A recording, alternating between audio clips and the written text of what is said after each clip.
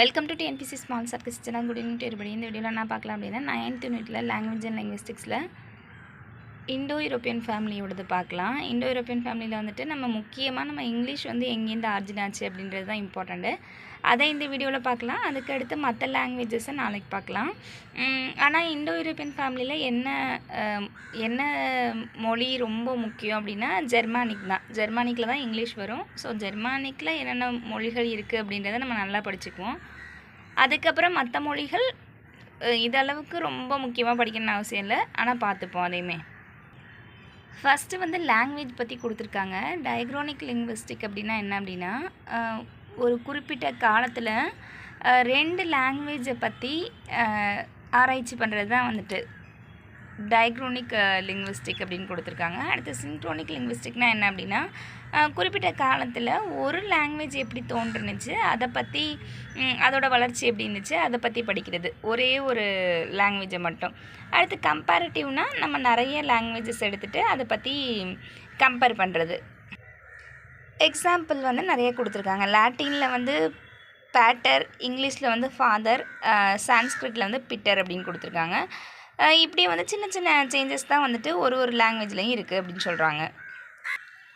அடுத்து வந்து ஹிஸ்டாரிக்கல் லிங்குவிஸ்டிக்கு. அடுத்து வந்துட்டு 1786 சர் வில்லியம் ஜோன்ஸ் அப்படின்றவர் வந்து த ராயல் ஏசியாட்டிக் சொசைட்டி அப்படின்றதுல வந்துட்டு ஒரு பேப்பர் வந்து சப்மிட் பண்ணுறாரு. அதில் வந்து Greek, Latin, Celtic, Gothic, Sanskrit இது எல்லாத்தோட மூலமொழி வந்து ஒரே மொழியாக தான் இருக்கும் அப்படின்னு சொல்லிட்டு சொல்கிறாரு.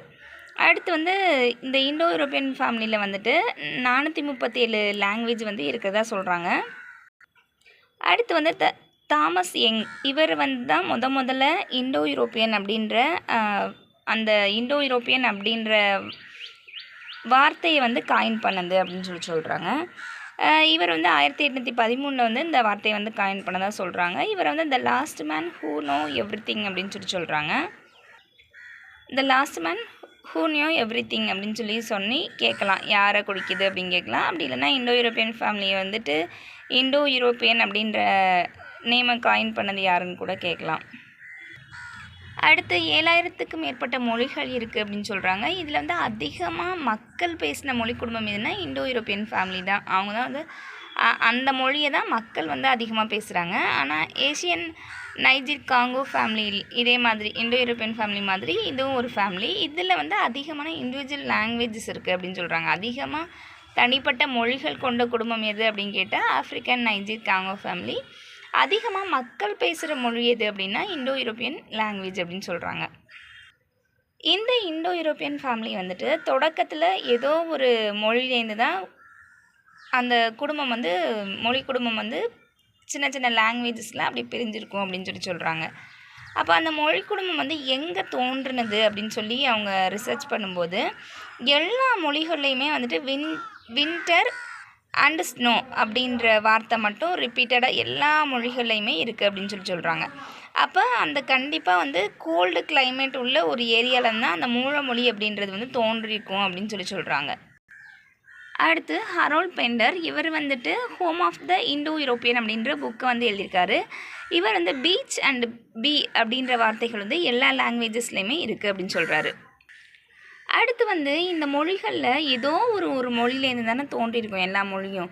அப்போ அந்த முதல்ல தோன்றுனா மூலமொழி எது அப்படின்னு சொல்லி இவங்க ஆராய்ச்சி பண்ணும்போது கார்கன் அப்படின்ற இனக்குழு தான் வந்துட்டு முதலாக தோன்றிய இனக்குழு. அதுலேருந்து வந்த மொழிகள் தான் இது எல்லாமே அப்படின்னு சொல்கிறாங்க. கேப்பியன் சி பக்கத்தில் இவங்க வசித்ததாக சொல்கிறாங்க. யார் சொல்கிறாங்க அப்படின்னா மரிஜா கிம்பட்டஸ் அப்படின்றவங்க வந்து சொல்கிறாங்க. அடுத்து வந்துட்டு எஃப்டி வுட் வந்துட்டு இந்த இந்த இண்டோ யூரோப்பியன் ஃபேமிலியில் வந்துட்டு 8 மொழி குடும்பங்கள் இருக்கதா சொல்கிறாரு. நம்ம ப்ரிமிட்டிவ் ஜெர்மானிக், அது வந்து West Germanic, Anglo Saxon, Middle English ஆகி அடுத்து மாடர்ன் இங்கிலீஷ் ஆச்சு அப்படின்னு சொல்லிட்டு இது சும்மா லைட்டாக மேலோட்டமாக இருக்குது. நம்ம பின்னாடி டீட்டெயிலாக பார்க்கலாம். ஆனால் ஏசி பவ் வந்துட்டு 11 மொழி குடும்பங்கள் இருக்கதா சொல்கிறாரு. எஃப்டி வுட்டு எத்தனை கேட்கலாம், 8 மொழி குடும்பங்கள். ஏசி பவ் என்ன சொல்கிறாரு அப்படின்னா 11 மொழி குடும்பங்கள் இருக்குதுன்னு சொல்கிறாரு. இதில் 20ஆம் நூற்றாண்டில் தோணுனது வந்து ஹிட்டிட்டியும் டாச்சாரியன்னு சொல்கிறாங்க. அடுத்து வந்து எல்லா மொழி குடும்பங்களையும் நமக்கு வந்து கொடுத்துருக்காங்க. இதில் நமக்கு வந்துட்டு முக்கியமானது ஜெர்மானிக் தான். இந்த வீடியோவில் ஜெர்மானிக்கை பார்க்கலாம். அதுக்கப்புறம் அடுத்த வீடியோஸில் மற்ற மொழிகளையும் பார்க்கலாம். ப்ரிமிட்டிவ் ஜெர்மானிக் இதை வந்து டியூட்டானிக் அப்படின்னு சொல்கிறாங்க. இதை East Germanic, North Germanic, West ஜெர்மானிக்னு 3ஆக பிரிச்சிருக்காங்க. ஈஸ்ட் ஜெர்மானிக்கில் வந்து கோத்திக், வாண்டல், அடுத்து பர்கன். காத்திக், வாண்டல், பர்கன் இந்த 3மே இருக்குது அப்படி சொல்கிறாங்க. நார்த்து ஜெர்மானிக்கில் வந்துட்டு ஐஸ்லாண்டிக், நார்வேஜியன், ஸ்வீடிஷ், டேனிஷ்,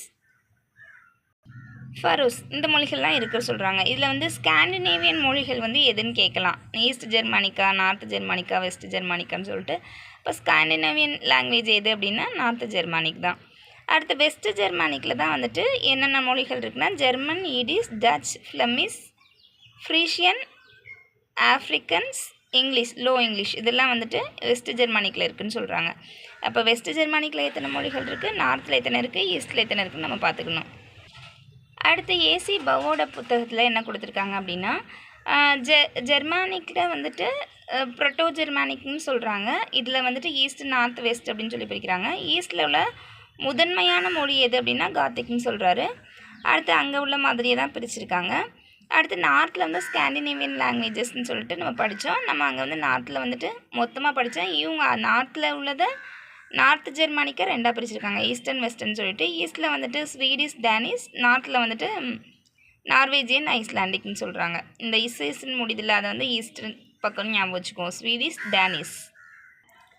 அடுத்து வெஸ்ட் ஜெர்மானிக், இது லோ ஜெர்மன், அடுத்து ஹை ஜெர்மன் 2ஆக பிரிக்கிறாங்க. லோ ஜெர்மனில் தான் வந்துட்டு நமக்கு வந்து இங்கிலீஷ் வந்து இருக்குது. இந்த லோ ஜெர்மனில் ஓல்டு சாக்ஷன் அப்படின்ற ஒரு மொழி இருக்குது. இது வந்து பிளாட்டியஸ்ன்னு கூட சொல்கிறாங்களாமா. அடுத்து வந்துட்டு ஓல்டு லோ ஃப்ரான்கோனியன் அப்படின்ற ஒரு மொழி இருக்குது. ஓல்டு சாக்ஷன் பார்த்தோம், அடுத்து ஓல்டு லோ ஃப்ரான்கோனியன். இது வந்து டச்சுக்கும் ஃப்ளெமிஷ்க்கும் பேஸாக இருக்குது அப்படின்னு சொல்கிறாங்க. அடுத்து ஆங்கிலோ ஃப்ரீசியன் சப் குரூப்பில் வந்துட்டு ஓல்டு ஃப்ரீசியன், ஓல்டு இங்கிலீஷ் இது 2 இருக்குது அப்படி சொல்கிறாங்க. அப்போ Old Frisian, Old English, Old Low Franconian, அடுத்து ஓல்டு சாக்ஷன் இந்த 4 வந்துட்டு எதில் இருக்குது அப்படின்னா லோ ஜெர்மனில் இருக்குது. அடுத்து ஹை ஜெர்மனில் வந்து மிடில் ரெனிஸ், ஈஸ்ட் ஃப்ரான்கோனியன், பாவேரியன், அலமானிக் இதெல்லாம் வந்துட்டு ஹை ஜெர்மனில் இருக்குது. இந்த ஹை ஜெர்மன் வந்து 3ஆக பிரிக்கிறாங்க. Old high German, middle high German, modern high German. இதுக்கு பீரியட் கொடுத்துருக்காங்க, இது அந்தளவு இம்பார்ட்டண்டானு தெரியல. ஓல்டு ஹை ஜெர்மன் வந்துட்டு பிஃபோர் 1100, மிடில் வந்து 1100 to 1500, அடுத்து வந்துட்டு மாடர்ன் வந்து சின்ஸ் வரைக்கும் கொடுத்துருக்காங்க. அடுத்து இந்த ஹை ஜெர்மனில் வந்து லூத்தர் அப்படின்றவர் வந்து பைபிளை வந்து டிரான்ஸ்லேட் பண்ணதாக சொல்கிறாங்க.